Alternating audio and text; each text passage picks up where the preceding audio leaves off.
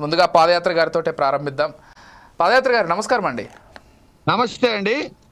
ఎలా చూస్తారండి? అంటే మేము సింగపూర్కి వెళ్ళాము, అభివృద్ధి లక్ష్యంగా ఈ పర్యటనలన్నీ కూడా చేస్తున్నాం. గత వైసీపీ పాలనలో పూర్తిగా అభివృద్ధి ఎక్కడికక్కడ పడకేసింది. అంతేకాకుండా సింగపూర్ తోటి సత్సంబంధాలు కూడా పూర్తిగా దెబ్బతిన్నాయి.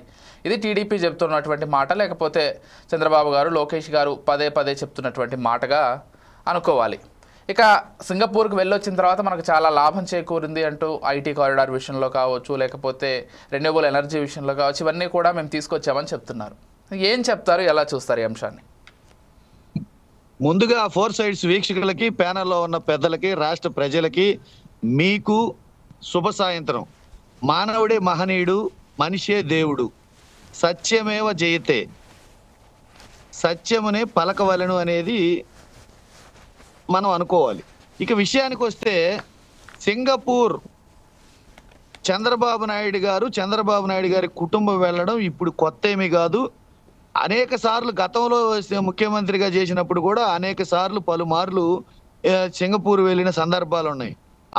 అప్పుడులో ఉన్న నానుడు ఏంటంటే సింగపూర్లో ఈయన చాలా పెట్టుబడులు ఉన్నాయి, ఈయన కుటుంబ ఆస్తులు చాలా ఉన్నాయి అక్కడ అనే నానుడు కూడా ఉంది.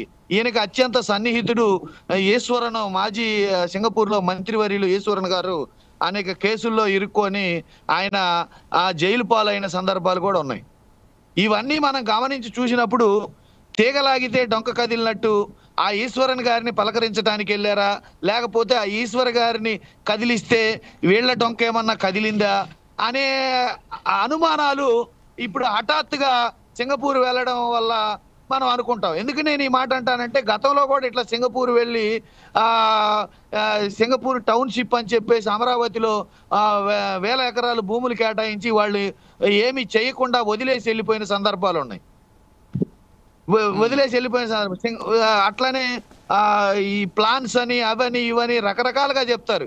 నేనేమంటానంటే, చంద్రబాబు నాయుడు గారు ఇలాంటి వార్తలు చెప్పటం చాలాసార్లు చెప్పారు, చాలాసార్లు. ఇంకొక అవమానకరమైన విషయం ఏంటంటే, భారతదేశంలో ఆర్కిటెక్టులు, ప్లానర్సు, ఇంజనీర్సు ప్రపంచ దేశాల్లో వెళ్ళి ప్రపంచ దేశాల్లో బ్రిడ్జిలు కట్టిన సందర్భాలు, ప్రపంచ దేశాల్లో అనేక రకాల ప్లాన్స్ ఇచ్చి అక్కడ సక్సెస్ అయిన ఇంజనీర్స్, భారతదేశ ఇంజనీర్స్ చాలా మంది ఉన్నారు. భారతదేశంలో అమరావతికి ప్లాన్ చేయడానికి సింగపూర్ వెళ్ళాము, సింగపూర్ వాళ్ళు ప్లాన్ ఫ్రీగా ఇస్తున్నారు.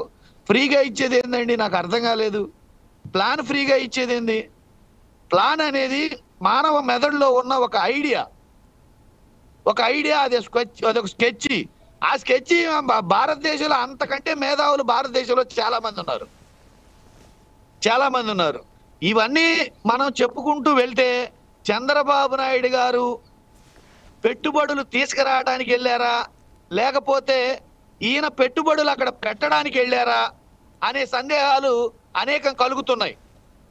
ఈయన వ్యక్తిగత పెట్టుబడులు అక్కడ పెట్టడానికి వెళ్ళాడా, లేదా ఆ పెట్టుబడులు తెచ్చేవాడైతే 14 నుంచి 19 వరకు ఇంతవరకు సింగపూర్ నుంచి మనకేం పెట్టుబడులు తెచ్చాడు, ఎక్కడెక్కడ వాటిని వినియోగించాడు, ఇవన్నీ వివరణ చెప్పాల్సి ఉంటది. ఏమి ఎంఓయూలు అయినాయి, ఎన్ని పెట్టుబడులు తెచ్చాడు, ఇవన్నీ చెప్పాల్సి ఉంటాయి. అట్లానే అనేక మార్లు అనేక అబద్ధాలు ఆడి ఇవన్నీ చేసిన తర్వాత ఆ ఈశ్వరన్ గారిని సింగపూర్ లో అరెస్ట్ చేయడం, ఆ సింగపూర్ లో ఆయన మీద కేసులు పెట్టడం, ఇవన్నీ కూడా చూసాం మనం. ఇవన్నీ కూడా చూసాం. అంటే చంద్రబాబు గారికి కూడా వ్యక్తిగతంగా అక్కడ ఆస్తులు ఉన్నాయనేటువంటి చర్చ కూడా ఎప్పటి నుంచో ఉంది. పొలిటికల్ సర్కిల్స్ లో ఈ చర్చ జరుగుతుందనే నేను అంటున్నాను. ఇప్పుడు నేను చెప్తానంటే, కూటమి ప్రభుత్వం ప్రచారంలో టాపు, ప్రసంగాల్లో ఊపు, అబద్ధాల్లో తోపు, మోసాల్లో టాపు.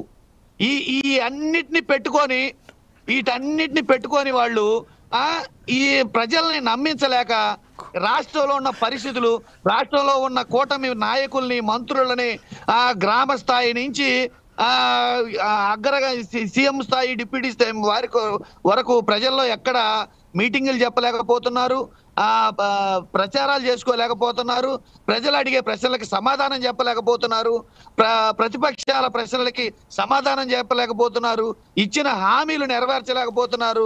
హామీలు నెరవేర్చామని చెప్తున్న అమ్మ ఒడి లాంటి కార్యక్రమాలు ఇవాళ సచివాలయాల చుట్టూ, స్కూళ్ల చుట్టూ తల్లులు మాకు డబ్బులు పడలేదు అని చెప్పేసి తిరుగుతూ అనేక రకాల ఆరోపణలు ఎదుర్కొంటున్నారు.